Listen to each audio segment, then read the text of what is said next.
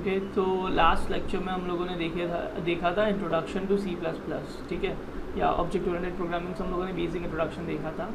आज हम लोग देखेंगे ऑब्जेक्ट ओरिएंटेड प्रोग्रामिंग के features. So the first thing which we are going to see is the features of object oriented programming. So there are certain features of object-oriented programming such as classes, object encapsulation, data abstraction and hiding, inheritance, polymorphism, dynamic binding, message passing. ये सारी चीज़ें हम लोग बहुत ज़्यादा detail में देखने वाले हैं through out this entire series. तो हम लोग सिर्फ इंट्रोडक्शन देखेंगे इन सब चीज़ों का. तो ये चीज़ अगर आपको बहुत ज़्यादा क्लियर ना भी हो इस लेक्चर के बाद, देन इट इज़ फाइन. हम लोग सिर्फ इसका एक ग्लिम्स देख रहे हैं कि थोड़ा सा इंट्रोडक्शन देख रहे हैं कि इन सब चीज़ों का मतलब क्या है, क्लासेस का मतलब क्या है, एनकैप्सुलेशन का मतलब क्या है, इनहेरिटेंस का मतलब क्या है. हम लोग सिर्फ इनका बेसिक देखेंगे. लेटर जैसे जैसे लेक्चर्स आगे बढ़ेंगे हम लोग इन सब का डिटेल्ड एनालिसिस करेंगे, डिटेल में देखेंगे कि ये चीज़ें एक्चुअली है क्या. Okay, so the first thing which I want to discuss in object oriented programming is class or classes. So what are classes या class? So class समझने के लिए मैं पहले C के स्ट्रक्चर्स की पे जाऊँगा, ठीक है. जैसे मुझे क्लास समझने के लिए सबसे पहले क्या करना है, C के स्ट्रक्चर्स देखने हैं. So let me just start with a basic programme in C. तो सपोज मुझे एक स्टूडेंट की इन्फॉर्मेशन स्टोर करनी है, तो मैं क्या करूँगा, वॉइड मेन दो वेरिएबल डिक्लेयर करूँगा, इंटीजर RNO, ठीक है. फिर M1 M2 M3 तीन सब्जेक्ट्स के फिर एग्जाम्पल मार्क्स है. फिर मैं डिक्लेयर करता हूँ लाइक नेम, तो कैरेक्टर नेम ऑफ 20. सो ये मेरा एक बेसिक प्रोग्राम था. एक C में अगर मैं एक बेसिक प्रोग्राम बनाता हूँ एक स्टूडेंट के मार्क्स या एक स्टूडेंट की इन्फॉर्मेशन स्टोर करने के लिए, तो मैं कुछ इस तरह से बना सकता था. बट यहाँ पे प्रॉब्लम क्या होती है कि अगर ये चीज़ें एक साथ में रिलेटेड नहीं है किसी तरह से, every variable is a separate variable. जैसे कि रोल नंबर का कोई M1 के साथ रिलेशन नहीं है, M2 का कोई M3 के साथ रिलेशन नहीं है, M3 का नेम के साथ रिलेशन नहीं है. सो एक्चुअली यहाँ अगर आप देख रहे हो तो किसी भी वेरिएबल का किसी दूसरे वेरिएबल के साथ कोई स्पेशल रिलेशनशिप नहीं, एक्चुअल रिलेशनशिप नहीं है. दूसरी चीज़ जो है कि अगर सपोज़ मैं चाहूँ तो इस प्रोग्राम में सिर्फ और सिर्फ एक ही स्टूडेंट की इन्फॉर्मेशन स्टोर कर सकता हूँ. अब प्रॉब्लम कहाँ पे अराइज होती है कि भाई मुझे सेकंड स्टूडेंट की भी इन्फॉर्मेशन स्टोर करनी है, तो क्या होगा, हो सकता है कि मुझे ये सारे वेरिएबल्स फिर से डिक्लेयर करने पड़े. तो भैया यहाँ पे मैं गया जैसे कि roll number 2 marks 1_2 marks 2_2 marks 3_2, यानी मैं अलग अलग वेरिएबल क्रिएट कर रहा हूँ फिर से सेम नाम के, ऑलमोस्ट सेम नाम के सिमिलर वेरिएबल्स में दूसरे स्टूडेंट्स के लिए भी क्रिएट कर रहा हूँ, which is not a good practice. और ये तो अभी 2 स्टूडेंट्स, तो चलो एक बार 2 स्टूडेंट्स के लिए भी इट्स ओके. बट जब मेरे पास 100 स्टूडेंट की लिस्ट होगी तब I can create 100 variables for every students, which is not a good idea. तो इसकी जगह हम लोग क्या करते थे, पहले वॉइड मेन से पहले एक स्ट्रक्चर बना देते थे, स्ट्रक्ट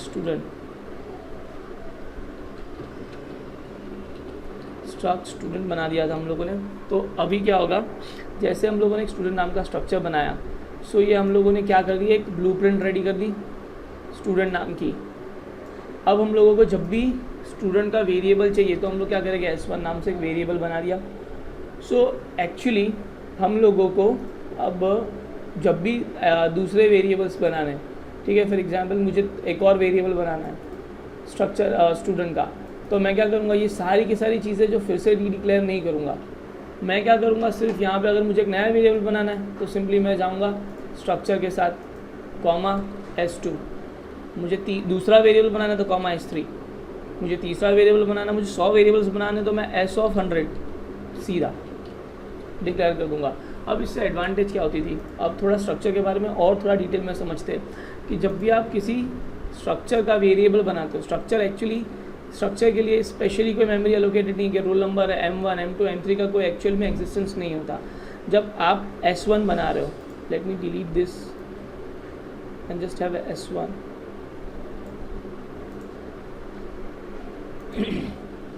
नाउ अब जब आप एक वेरिएबल डिक्लेयर कर रहे हो S1, तो मेमोरी पे क्या होगा, एक वेरिएबल डिक्लेयर होगा. इस वेरिएबल का नाम क्या है, S1. इस वेरिएबल का नाम क्या है, S1. लेकिन ये वेरिएबल दूसरे वेरिएबल्स को भी होल्ड कर रहा है.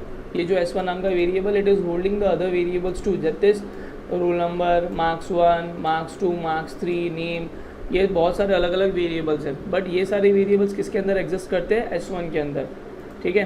तो यहाँ पे एक रोल नंबर नाम का वेरिएबल आ गया, फिर यहाँ पे marks 1, marks 2, marks 3, let me use the space properly, marks 1, marks 2, marks 3, then there should be name. So as you can see, यहाँ पे पहला वेरिएबल है RNO, रोल नंबर, दूसरा वेरिएबल है M1, तीसरा वेरिएबल है M2, चौथा वेरिएबल है M3 और एक पांचवा एरे है, that is name. So as you can see, अभी एक्चुअल में आप सिर्फ और सिर्फ आरएनए को अलग से डिक्लेयर नहीं कर सकते, because it is a part of structure. अगर आप S1 को डिक्लेयर कर रहे हो, यहाँ पे आपने क्या किया, S1 को डिक्लेयर किया, तो ऑटोमेटिकली S1 के साथ क्या होगा, S1 के अंदर RNO, M1, M2, M3, name, सबके सब वेरिएबल्स ऑटोमेटिकली डिक्लेयर हो जाएगा, किसके अंदर? S1 के अंदर, ठीक है। तो यहाँ पे ऐसा नहीं कि भाई आप S1 डिक्लेयर करो और नेम डिक्लेयर ना हो, it is generally not possible. आप ऐसा नहीं हो सकता कि S1 डिक्लेयर करो सिर्फ और सिर्फ रोल नंबर डिक्लेयर करो, इट इज़ नॉट पॉसिबल। तो एक्चुअली यहाँ तो सारे के सारे स्ट्रक्चर वेरिएबल एग्जिस्ट करेंगे, एक सारे के सारे मेंबर्स एग्जिस्ट करेंगे स्ट्रक्चर वेरिएबल में, या तो एक भी वेरिएबल एग्जिस्ट नहीं करेगा, ठीक है। फिर से एक बार, या तो सारे के सारे मेंबर्स जो स्ट्रक्चर के role number M1, M2, M3, name, ये सारे के सारे एग्जिस्ट करेंगे S1 के अंदर, या तो एक भी नहीं करेगा, ठीक है। So that is you are relating all the related data, जैसे कि आपने RNO, M1, M2, M3 और नेम को अब रिलेट कर दिया, ठीक है। So this is how you can create relation between variables using structure. But structure में भी कुछ प्रॉब्लम्स थी, अब वो प्रॉब्लम्स क्या है उसके ऊपर डिस्कशन करते हैं, स्ट्रक्चर्स में क्या प्रॉब्लम है। तो जो सबसे बड़ी प्रॉब्लम थी स्ट्रक्चर में कि जितने भी डेटा है स्ट्रक्चर के अंदर, डेटा इज पब्लिक, ठीक है। मैं अभी बात कर रहा हूँ सी के स्ट्रक्चर की, remember I am not talking about C++ structure, मैं बात कर रहा हूँ सी स्ट्रक्चर्स की।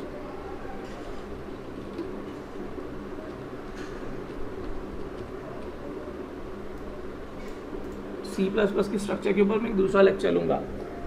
सो as you can see the data inside the structure is public. अब पब्लिक मतलब क्या कि anyone can access any data which he wants, ठीक है। तो फॉर एग्जाम्पल आपको अगर प्रीवियस लेक्चर्स ध्यान हो गए या लास्ट लेक्चर में अगर हम लोगों ने देखा होगा तो आपको पता होगा कि डेटा इन सी वॉज या POP वॉज पब्लिक, यानी सपोज कि मैंने एक वेरिएबल डिक्लेयर किया है x नाम का, इंटीजर x,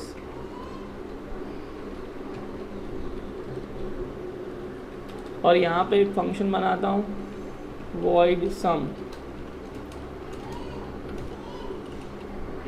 तो और दूसरा एक फंक्शन बनाता हूँ void add। सो अगर आपने प्रीवियस लेक्चर्स ध्यान से देखे होंगे तो आपको याद होगा कि ये जो इंटीजर x है this is a global variable, और सम भी x को एक्सेस कर सकता है, यहाँ पे ऐड भी x को एक्सेस कर सकता है, यानी जितने भी फंक्शंस आप बनाओगे सारे के सारे आपके ग्लोबल वेरिएबल को एक्सेस कर सकते हैं, ठीक है। सो दिस वाज पब्लिक, जो x था वो क्या था, पब्लिक था, कोई भी आके इसको एक्सेस कर सकता है, कोई भी फंक्शन इसको एक्सेस कर सकता है। तो स्ट्रक्चर के साथ प्रॉब्लम क्या आ रहा है जरूरी थी सी में कि यार यहाँ पे आपने अगर S1 बना दिया तो अगेन आपने यहाँ पर सपोज void फंक्शन 1 बनाया,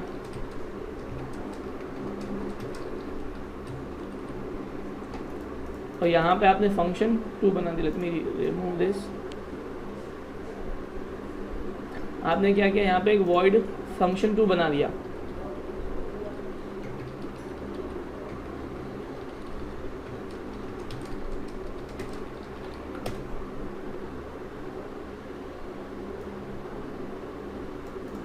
और हमारा S1 था,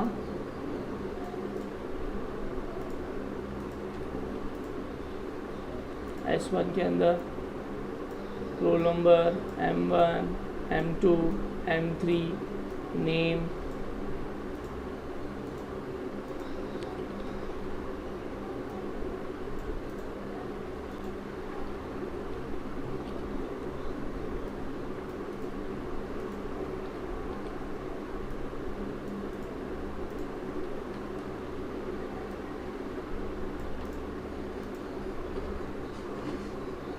नीम।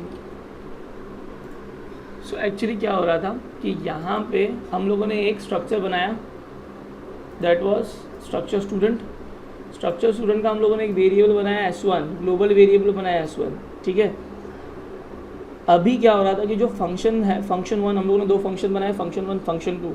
अब फंक्शन 1 S1 के थ्रू अगेन RNO को चेंज कर सकता है, और वही जो रिफ्लेक्टेड कॉपी है, सपोज फंक्शन 1 ने RNO की वैल्यू कर दी 5, RNO की वैल्यू कितनी कर दी 5, तो जो F2 फंक्शन 2 भी देखेगा RNO को, तो उसको भी वैल्यू क्या दिखेगी 5। सो यानी फंक्शन 1 और फंक्शन 2 दोनों ही S1 के मेंबर्स को एक्सेस कर सकते हैं। सो दिस इज़ कि जो जितना भी डेटा है हमारे स्ट्रक्चर में, दैट वाज पब्लिक, यानी कोई भी एक्सेस कर सकता है। सो अगेन वो प्रॉब्लम तो आई गई ना कि भाई सिक्योरिटी नहीं है। सिक्योरिटी क्यों नहीं है? क्योंकि कोई भी फंक्शन आके हमारे स्ट्रक्चर के वेरिएबल्स को एक्सेस कर सकता है और स्ट्रक्चर की वैल्यूज़ को चेंज कर सकता है। सो यहाँ पे प्रॉब्लम क्या आ रही है? Again data is public, privacy की प्रॉब्लम आ गई। नाउ तो हम इस प्रॉब्लम को C++ में किस तरह से सॉल्व करते हैं? सबको ये देखना है कि हम लोग इस प्रॉब्लम को C++ में कैसे सॉल्व करेंगे। तो हाँ, एक और प्रॉब्लम थी कि जो स्ट्रक्चर थे, स्ट्रक्चर C के स्ट्रक्चर्स में सिर्फ और सिर्फ आप वेरिएबल डिक्लेयर कर सकते थे। C के स्ट्रक्चर में you can not declare function.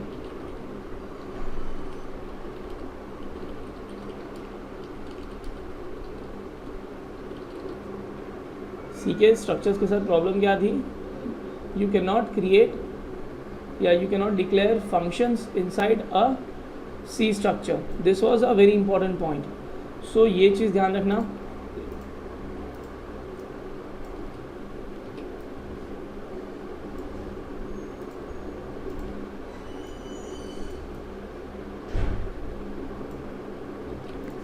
So how C++ की जो classes, how the classes of C++ are different from C structure, हम लोग अभी ये देखते हैं थोड़ा सा।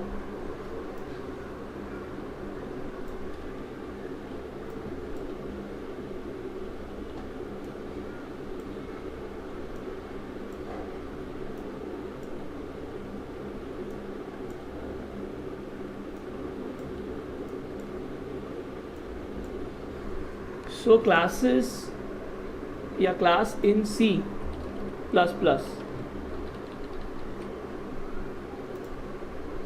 is an extension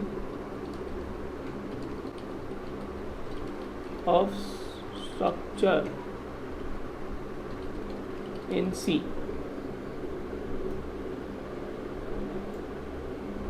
So class in C++ is an extension of structure in C. तो देखते हैं एक एग्जाम्पल के थ्रू। तो क्लास अगर आप लोग बना रहे हो तो स्ट्रक्चर बनाने के लिए हम लोग स्ट्रक्चर कीवर्ड स्ट्रक्ट कीवर्ड लेते थे। इस तरह से C++ में अगर हम लोग क्लास बनाएंगे तो हम लोग क्लास कीवर्ड लेंगे। तो let us declare the same thing over here. तो यहाँ पे मैं इंटीजर RNO डिक्लेयर करता हूँ, M1 M2 M3, then character name of 20। I am declaring the same structure, but यहाँ पे मैं स्ट्रक्चर की जगह क्लास यूज़ कर रहा हूँ। अब C++ की क्लास में और C के स्ट्रक्चर में ये एक डिफरेंस, बहुत ज़्यादा मेजर डिफरेंस है, दैट इज़ कि आप यहाँ पे एक फंक्शन भी डिक्लेयर कर सकते हो क्लासेस के अंदर, जो C के स्ट्रक्चर में पॉसिबल नहीं था। आप क्या कर सकते हो? C++ के स्ट्रक्चर क्लास के अंदर आप फंक्शन भी डिक्लेयर कर सकते हो। तो मैं एक फंक्शन डिक्लेयर कर देता हूँ, gate data. It may hold a body, I am not declaring the body of function. फिर वॉइड पुट डेटा। मैंने क्या किया? गेट डेटा और पुट डेटा बना दिए। सो क्लास के अंदर एक्चुअली क्या हो रहा है कि आप फंक्शन भी डिक्लेयर कर सकते हो और आप क्लास के वेरिएबल्स भी डिक्लेयर कर सकते हो। बट यहाँ पे जो डेटा है उसकी जो सिक्योरिटी है that is in your hands. तो आप क्या करोगे? यहाँ पे पहले आपको लिखना है प्राइवेट, और यहाँ पे मैं फंक्शंस कर देता हूँ पब्लिक। ठीक है, अब कुछ ही देर में समझते हैं प्राइवेट पब्लिक क्या है। तो नाउ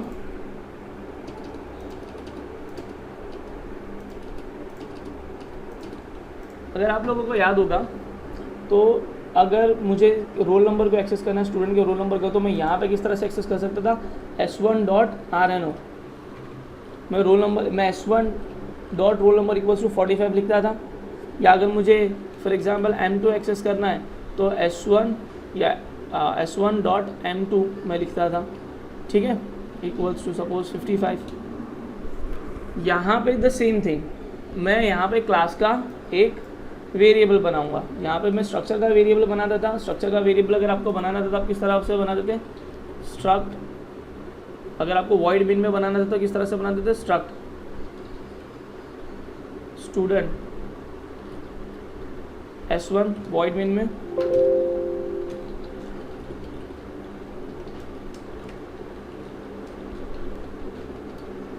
तो यहाँ पे भी सेम, अगर आपको क्लास का वेरिएबल बनाना है तो आपको सिर्फ इतना लिखना, स्टूडेंट S।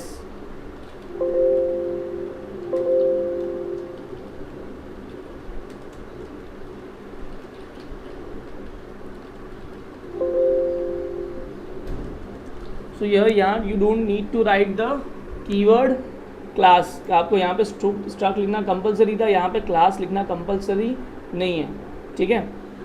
सो यहाँ पे आपने एक वेरिएबल बना दिया S1 नाम का।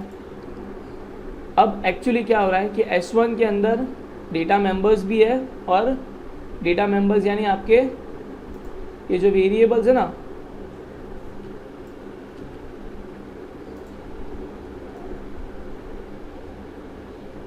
ये जो वेरिएबल्स है these are data members.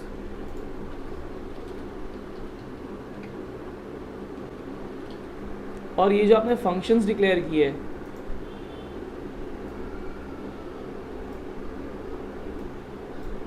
these are what your member functions। क्यों members? because they are part of same class, ठीक है, they are the part of same class। और अगर आप यहाँ पे भी स्ट्रक्चर देखो तो ऑलमोस्ट सिमिलर स्ट्रक्चर ही आपको मिलेगा। Let me show the structure.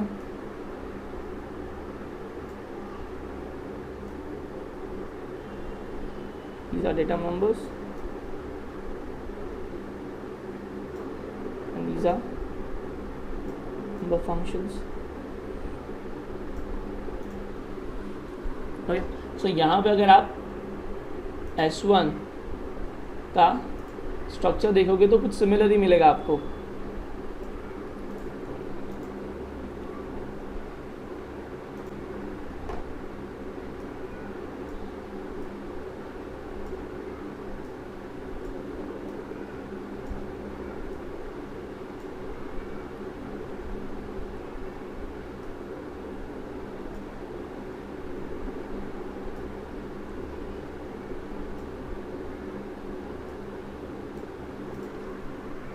This was your S1।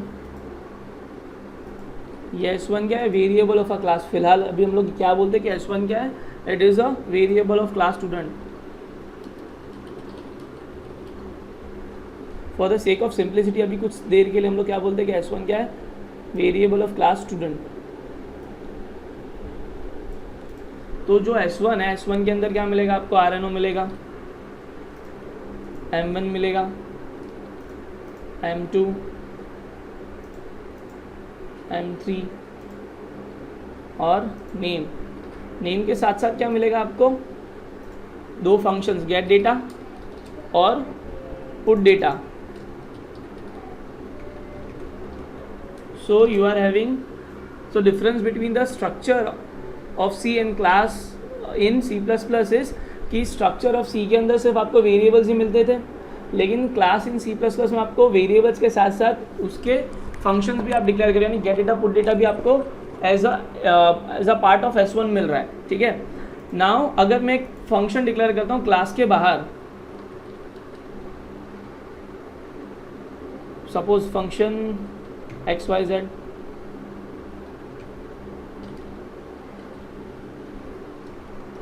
मैंने क्या फंक्शन डिक्लेयर किया, XYZ नाम का एक फंक्शन डिक्लेयर कर दिया।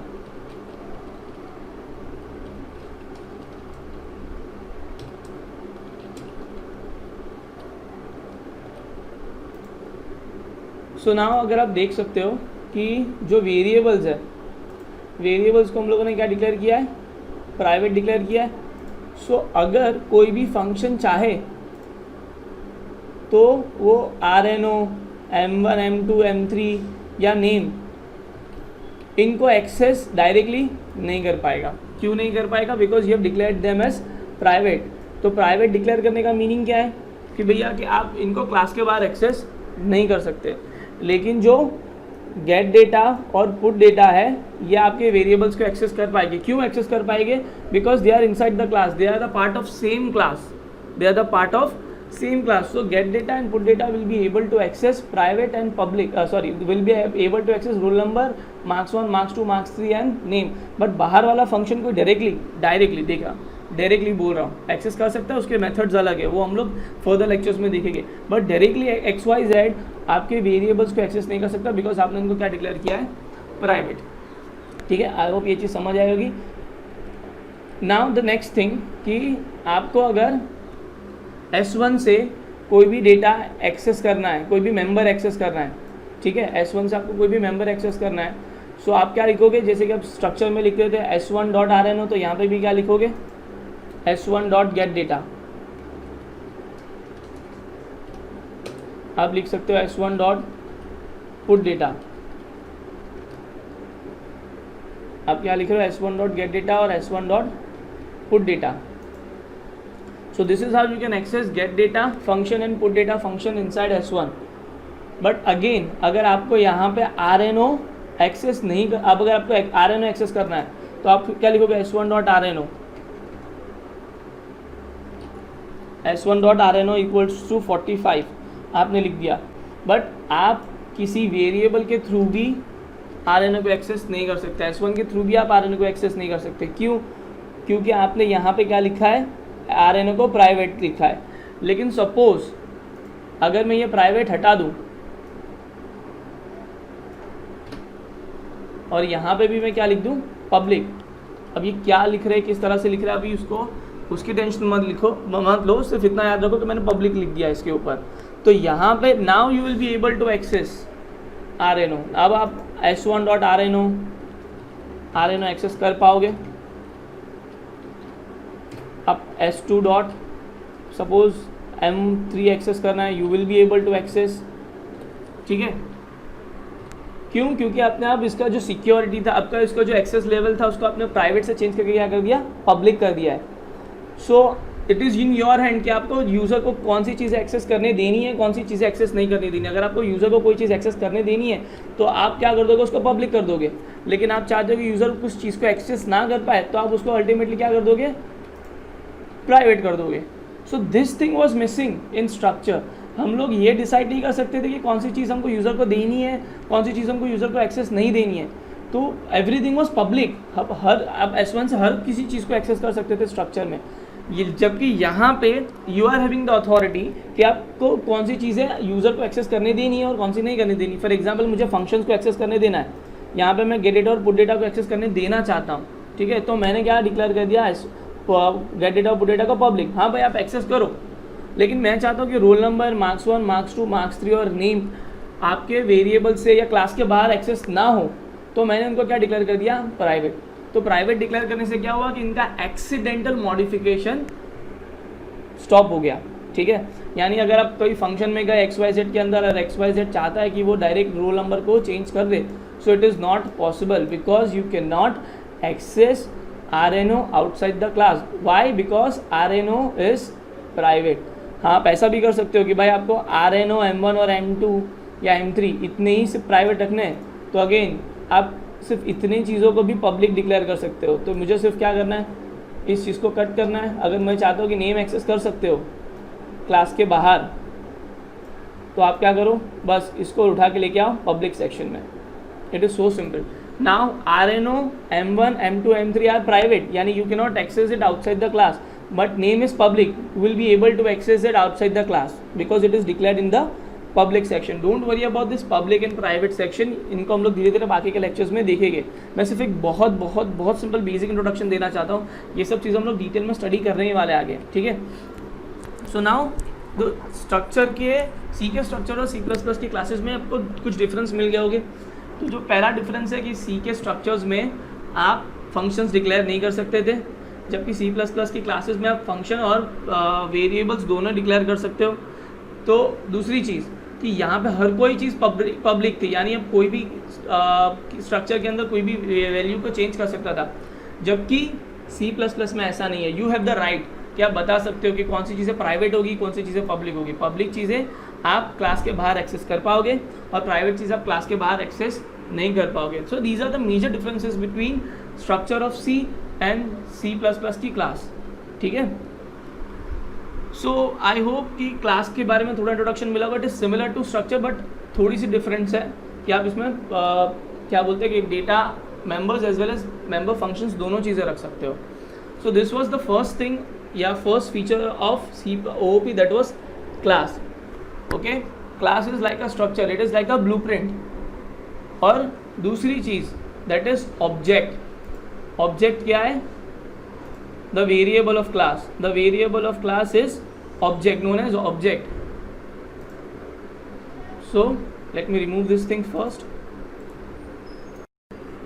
So object समझने के लिए मैंने एक एग्जाम्पल रेडी करके रखा है। So यहाँ पे मैंने क्लास बनाई स्टूडेंट नाम की, ठीक है। उसके अंदर प्राइवेट 2 वेरिएबल है, रोल नंबर और नेम, और जो गेट डेटा पुट डेटा नाम के फंक्शन है वो दोनों पब्लिक है। प्राइवेट मैंने डिक्लेयर किए, मतलब क्या, क्लास के बाहर रोल नंबर और नेम एक्सेस नहीं हो सकता, और क्लास के बाहर गेट डेटा और पुट डेटा एक्सेस हो सकता है, ठीक है, क्योंकि वो पब्लिक है। अब यहाँ पे मैंने 2 वेरिएबल बनाए क्लास के, S1 S2। So these variables are known as object of class.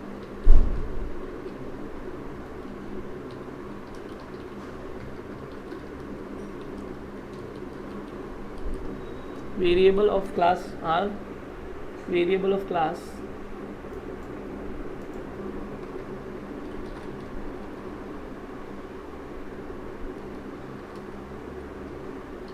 object, or you can say object. This was the first definition, or you can say instance of a class is called object.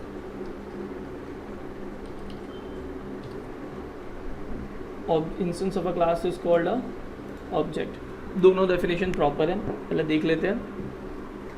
सो जैसे हम लोगों ने structure में देखा था कि structure के अंदर you are able to declare a, जैसे स्ट्रक्चर के अंदर आप S1 डिक्लेयर करते थे, वैसे यहाँ पे भी हम लोगों ने क्लास का S1 डिक्लेयर किया है। तो S1 के अंदर roll number, name, get data, put data सब कुछ आ गया, और सेम डिक्टो सेम कॉपी S2 के पास भी है। अगर मैं S3 डिक्लेयर करता तो S3 के पास भी यही सारे role number, name, get data, put data होंगे, ठीक है। लेकिन सबके पास अपनी इंडिविजुअल कॉपी है, ठीक है। सबके पास अपनी क्या है? इंडिविजुअल कॉपी है। S1 के पास अपनी कॉपी है, S2 के पास अपनी कॉपी है। Now object are variable of class. Variable of class मतलब क्लास के, एक्चुअली क्लास के अंदर कोई भी डेटा आप स्टोर नहीं कर सकते। Class is like a blueprint. देखो यहाँ पे आप क्लास तो बना दी, RNO, name, get data, put data तो बना दिया, बट आप इसके अंदर कोई डेटा डायरेक्टली स्टोर नहीं कर सकते। डेटा कहाँ पे स्टोर होता है? क्लास के ऑब्जेक्ट में स्टोर होता है। ये पॉइंट याद रखना, you don't store data directly inside a class, you store data inside a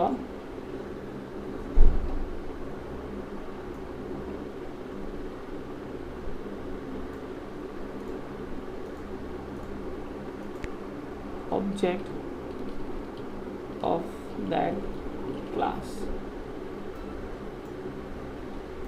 Okay, so you don't store data inside a class, you store data in an object of that class, okay. So यहाँ पे आप देख सकते हो कि so it is like a blueprint। देखो अगर कोई बिल्डिंग बनती है तो पहले क्या होता है, जो भी आर्किटेक्ट या डिज़ाइनर या जो भी इंजीनियर्स होते हैं वो लोग मिलके एक ब्लूप्रिंट रेडी करते हैं, जो कागज़ के ऊपर एक ब्लूप्रिंट होती है कि भाई बिल्डिंग ऐसी दिखेगी। तो अब ब्लूप्रिंट के अंदर थोड़ी रहते हो, वो तो कागज़ पे सिर्फ एक क्या बोलते हैं ड्राइंग है। तो उस ब्लूप्रिंट को यूज़ करके अगर वो इंजीनियर या जो बिल्डर है वो सेम ब्लूप्रिंट यूज़ करके मल्टीपल बिल्डिंग्स बना सकता है। एक बहुत बड़ी एक सुपर सोसाइटी है उसने एक बिल्डिंग का ब्लूप्रिंट बनाया और वो सेम ब्लूप्रिंट की वो 4 बिल्डिंग्स बना सकता है, 5 बिल्डिंग बना सकता है, 7 बिल्डिंग बना सकता है, डिट्टो सेम दिखने वाले बिल्डिंग्स, ठीक है। सो ब्लूप्रिंट में तो कोई नहीं रहता ना, एक्चुअली वो ब्लूप्रिंट के बाद जो बिल्डिंग बनी, दीज आर द बिल्डिंग्स, इन बिल्डिंग्स में लोग रहते हैं, ठीक है। ब्लूप्रिंट तो उसी तरह से क्लास सिर्फ एक क्या है, ब्लूप्रिंट है। क्लास क्या है, ब्लूप्रिंट है कंपाइलर के लिए। क्लास क्या है, एक ब्लूप्रिंट है कंपाइलर के लिए कि भैया अगर जब आप इनके ऑब्जेक्ट्स यानी बिल्डिंग यानी ऑब्जेक्ट्स बनाओगे तो उन बिल्डिंग्स में क्या क्या होगा। हाँ तो भैया अगर आप ब्लूप्रिंट देखोगे तो ब्लूप्रिंट में पता चलता है कि भाई एक बिल्डिंग है, एक बिल्डिंग के अंदर 4 फ्लोर्स होने वाले, हर फ्लोर पे 2 फ्लैट्स हो गए, हर फ्लैट में 3 रूम हो गए। तो वो ब्लूप्रिंट बताती है एक्चुअली बिल्डर को कि भैया एक बिल्डिंग में कितने फ्लोर्स हो गए, कितने फ्लोर के ऊपर कितने फ्लैट्स हो गए, हर फ्लैट में कितने किचन्स हो गए या जो भी है कितने रूम्स हो गए। तो उसी तरह से क्लास का एक ब्लूप्रिंट है कंपाइलर के लिए, जैसे जो ब्लूप्रिंट किसके लिए, बिल्डर के लिए होती है, उस तरह से यहाँ पे जो क्लास है वो एक ब्लूप्रिंट है कंपाइलर के लिए। तो कंपाइलर को क्लास की यूज़ करके पता चलेगा कि भाई जब कोई S1 डिक्लेयर करेगा, ठीक है, कंपाइलर को क्या पता चलेगा भाई जब कोई S1 इस क्लास का वेरिएबल डिक्लेयर करेगा तो इस क्लास में क्या क्या होगा। तो यहाँ पे हम लोगों ने डिक्लेयर कर दिया भाई role number name get data put data होना चाहिए। तो कंपाइलर को पता क्या चल गया कि जब भी कोई स्टूडेंट S1 डिक्लेयर, स्टूडेंट का वेरिएबल डिक्लेयर करेगा तो स्टूडेंट वेरिएबल में क्या होना चाहिए, role number name get data put data. और आप अगर S1 देखो तो S1 के अंदर भी roll number name get data put data है, S2 के अंदर भी roll number name get data put data है, और अगर S3 करोगे तो भी roll number name get data put data होगा। So actually class is like a blueprint, और ब्लूप्रिंट में आप डेटा स्टोर नहीं कर सकते, यानी क्लास में आप डेटा स्टोर डायरेक्टली नहीं करते। आप डेटा किस में स्टोर करते हैं, एक्चुअल डेटा आप उनके ऑब्जेक्ट में स्टोर करते हो, ठीक है। इसीलिए क्लास जो ऑब्जेक्ट है उसको हम लोग इंस्टेंस ऑफ अ क्लास भी बोलते हैं। ऑब्जेक्ट को हम लोग इसीलिए क्या बोलते हैं, इंस्टेंस ऑफ अ क्लास, क्योंकि एक्चुअल डेटा आप कहाँ पे स्टोर कर रहे हो, आप ऑब्जेक्ट में एक्चुअल डेटा स्टोर करते हो, ठीक है। ये इंस्टेंस ऑफ अ क्लास वाला जो पॉइंट है इसके ऊपर हम लोग जब डिटेल में क्लास और ऑब्जेक्ट पर डिस्कशन करेंगे तब फिर से एक बार मैं आऊँगा, ठीक है। सो इतना समझो कि जो भी आप वेरिएबल क्लास का डिक्लेयर करते हो दीज आर ऑब्जेक्ट्स, और ऑब्जेक्ट्स में एक्चुअली वैल्यू स्टोर होती है। आप ऑब्जेक्ट के अंदर ही एक्चुअली वैल्यू स्टोर कर सकते हो कि भैया S1 के अंदर जो रोल नंबर है उसकी वैल्यू है 45, S2 के अंदर जो रोल नंबर है उसकी वैल्यू है 46, ठीक है। नेम की वैल्यू है एलेक्स, यहाँ पे S2 के नेम की वैल्यू है John. So these are the objects. और एक चीज़ याद रखना, आप S1 के थ्रू, ये मैंने लास्ट लेक्चर में भी डिस्कस किया था, S1 के थ्रू S2 का डेटा एक्सेस डायरेक्टली नहीं कर सकते, और S2 के थ्रू S1 का डेटा डायरेक्टली एक्सेस नहीं कर सकते। आप S1 के थ्रू S1 का डेटा एक्सेस कर सकते हो और S2 के थ्रू S2 का डेटा एक्सेस कर सकते हो directly, okay. So this was class, हम लोगों ने देख ली first feature class. We have seen what is class, we have seen what is object, now we will seen encapsulation. Now what is encapsulation. So encapsulation का meaning क्या होता है, ये जो हम लोगों ने प्रोसेस पूरा किया ना, ये जो हम लोगों ने पूरा प्रोसेस कैरी ऑन किया क्लास बनाने का, तो क्लास के अंदर हम लोगों ने सारे के सारे वेरिएबल्स डिक्लेयर किए और वेरिएबल्स के साथ साथ उनके डेटा मेंबर फंक्शंस भी डिक्लेयर किए। सो इसी प्रोसेस को, क्लास बनाने के प्रोसेस को हम लोग बोलते हैं एनकैप्सुलेशन। तो what is encapsulation.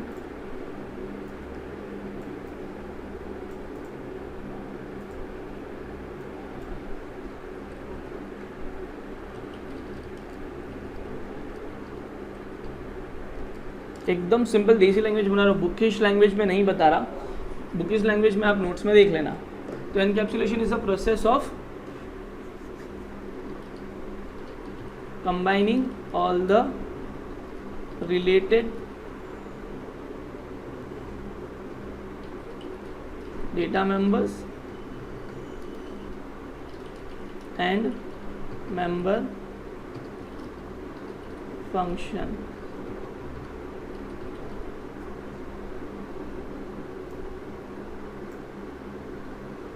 So what is encapsulation? Encapsulation is a process of combining all the related data member and member functions. यानी आप एक जगह पे डेटा मेंबर और मेंबर फंक्शन को लाके कंबाइन कर देते हो, that is known as encapsulation. और ये एनकैप्सुलेशन आप किसके थ्रू अचीव कर सकते हो, C++ में एनकैप्सुलेशन आप अचीव कर सकते हो क्लास के थ्रू, ठीक है।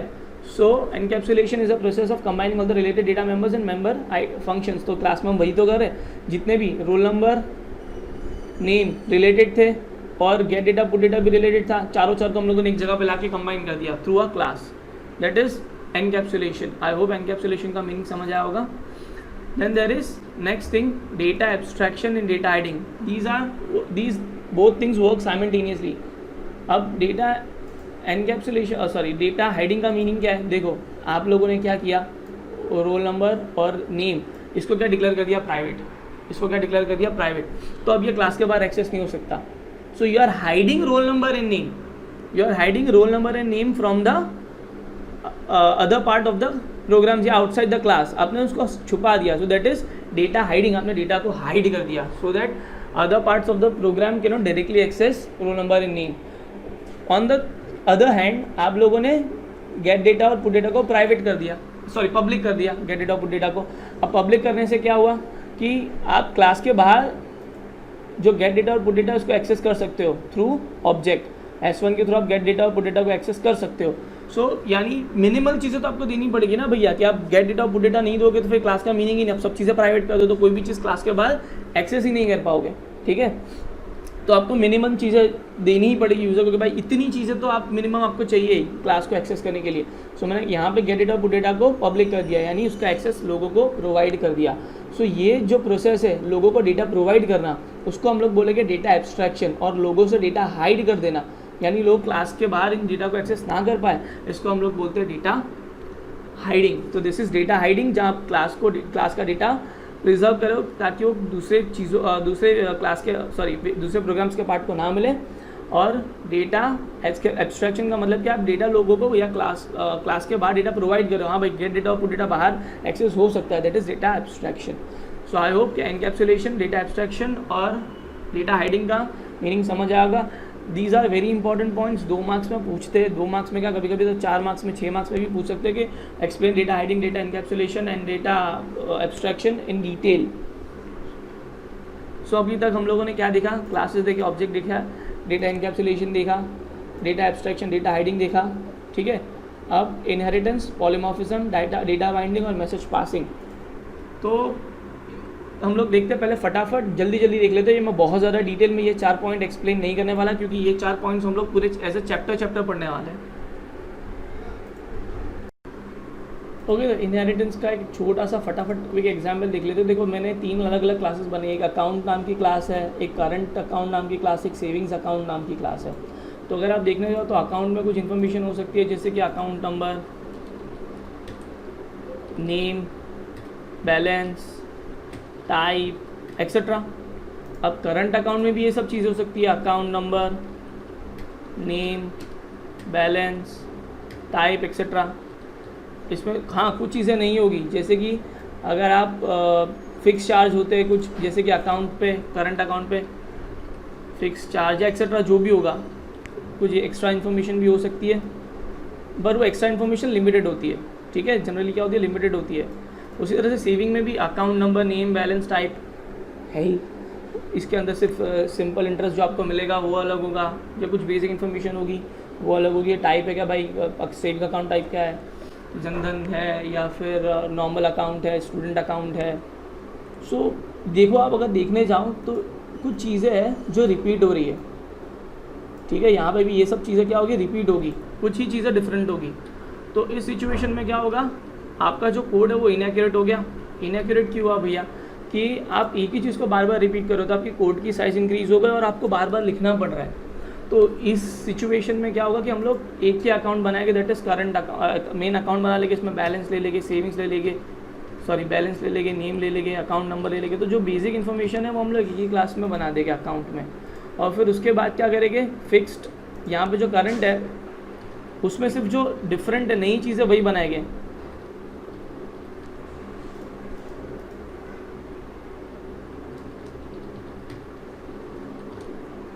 ठीक है। और ये जो डेटा है बाकी का, आप बोलोगे कि भाई सर तो हम लोगों ने जो बैलेंस, नेम, अकाउंट होल्डर की इन्फॉर्मेशन थी वो सब हम लोगों ने तो इसमें से निकाल दी, करंट अकाउंट में से, सेविंग्स अकाउंट्स में से। लेकिन अगर हम लोगों को करंट अकाउंट में बैलेंस और नेम की ज़रूरत पड़ी तो हाँ, तो वो हम लोग बोरो कर लेंगे अकाउंट क्लास से। सेविंग में भी हम लोग उसको बोरो कर लेंगे अकाउंट क्लास से, ठीक है। तो जो भी इन्फॉर्मेशन है वो डायरेक्टली आ जाएगी। तो ये क्या हो गया आपका inheritance. So you are borrowing the information from a parent class. तो इसके बारे में हम लोग बहुत डिटेल में पूरा चैप्टर ही इनहेरिटेंस के बारे में हम लोग बाद में डिस्कशन करेंगे। तो सिर्फ इतना याद रखना कि जो इन्फॉर्मेशन है, जो कॉमन इन्फॉर्मेशन है, वो हम लोग एक क्लास में लेके आ गए और हम लोग उसको दूसरी क्लासेस में एक्सेस कर सकते हैं। इससे क्या होगा, आपने जो कोड रिपीट हो रहा था उसको सिर्फ और सिर्फ एक ही बार लिखा, जो भी कोड रिपीट हो रहा था उसको सिर्फ आपने क्या एक ही बार लिखा और उसको आप मल्टीपल टाइम्स यूज़ कर रहे हो, तो आपकी रीयूजेबिलिटी इंक्रीज हो गई और कोड साइज भी डिक्रीज हो गई। So this was inheritance. Next point is polymorphism. अब पॉलीमॉर्फिज्म के ऊपर डिस्कशन करते हैं। तो पॉलीमॉर्फिज्म क्या होता है, तो आप सपोज एक शेप बना रहे हो, शेप क्लास या शेप है, एक फंक्शन है शेप।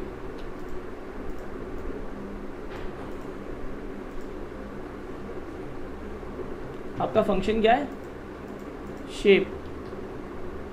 अब आप चाहते हो कि इस फंक्शन से ट्राइंगल का भी एरिया कैलकुलेट हो जाए और इसी फंक्शन से स्क्वायर का भी एरिया कैलकुलेट हो जाए, रेक्टेंगल का भी एरिया कैलकुलेट हो जाए, ठीक है। सो फंक्शन अगर आप देखने जाओ तो नाम तो शेप ही है, सॉरी शेप से अच्छा हम लोग कुछ दूसरा ले लेते हैं, एरिया कैलकुलेट। हम लोग नाम ले लेते एरिया, तो हमारे पास फंक्शन एक ही एरिया।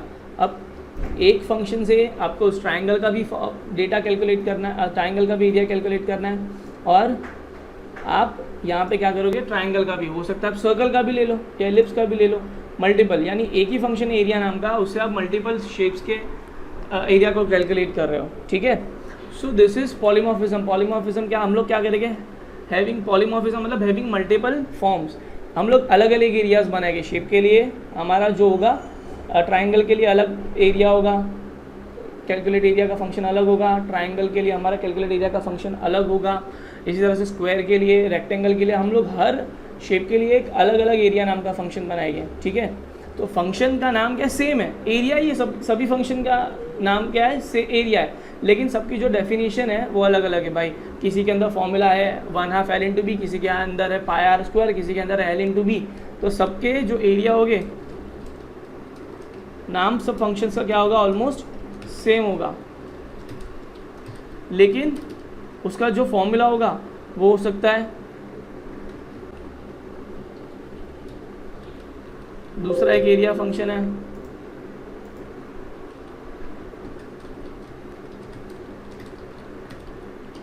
उसके अंदर पाई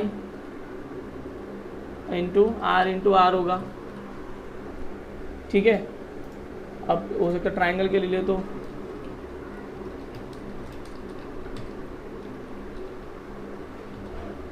L × b, ठीक है। मतलब कुछ भी हो सकता है, सभी के लिए अलग अलग फॉर्मूला होंगे। तो सारे फंक्शंस एक ही प्रोग्राम में, हमारे जो सारे फंक्शंस है वो एक ही प्रोग्राम में, लेकिन जो उनकी बॉडी है वो अलग अलग है।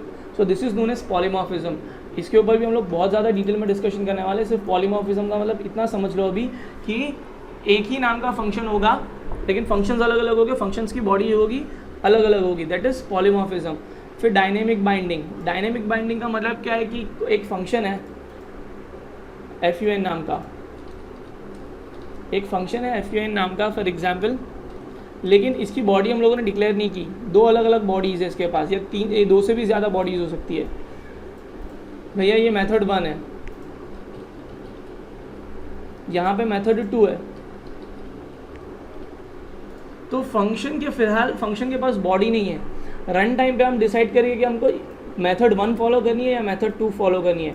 Method 1 is a complete different set of instruction and method 2 is a complete different set of instruction. Function को खुद को पता नहीं होगा कि मेथड 1 मुझे फॉलो करनी है या मुझे मेथड 2 फॉलो करनी है, ये रन टाइम पे पता चलेगा, ठीक है।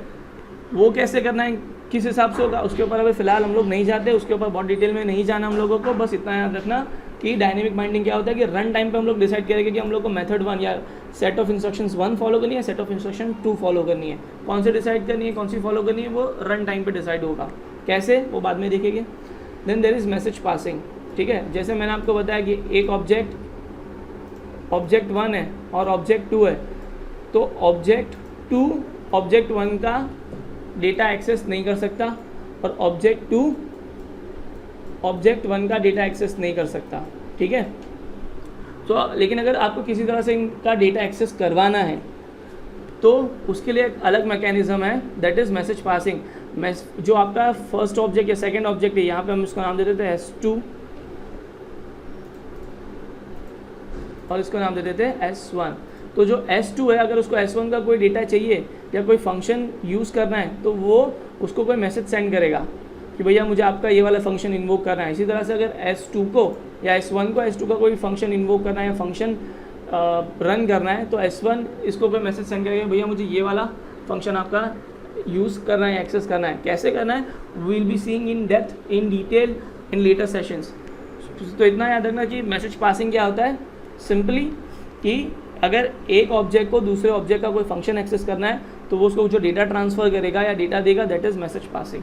सो these are the features of OOP। I hope समझ आया होगा। नहीं समझ आया तो एक बार कमेंट कर देना, कोई भी प्रॉब्लम हुई तो I try to solve. Extra base के स्टूडेंट्स हो तो मुझे बहुत व्हाट्सएप पे मैसेज कर देना, कॉल कर देना, कोई चीज़ नहीं समझ आएगी। बेसिकली ये जितने भी फीचर्स हम लोगों ने देखे, ये सारे के सारे फीचर्स हम लोग बहुत ज़्यादा डिटेल में स्टडी करने ही वाले हैं, ठीक है। तो थोड़ा बहुत भी अगर समझ आया होगा कि ये फीचर्स क्या है, थोड़ा बेसिक आइडिया अगर आपको होगा तो दैट इज़ फाइन। बहुत ज़्यादा डिटेल में नहीं समझा, it is fine, no problem. हम लोग ये सारी चीज़ें डिटेल में स्टडी करने वाले हैं।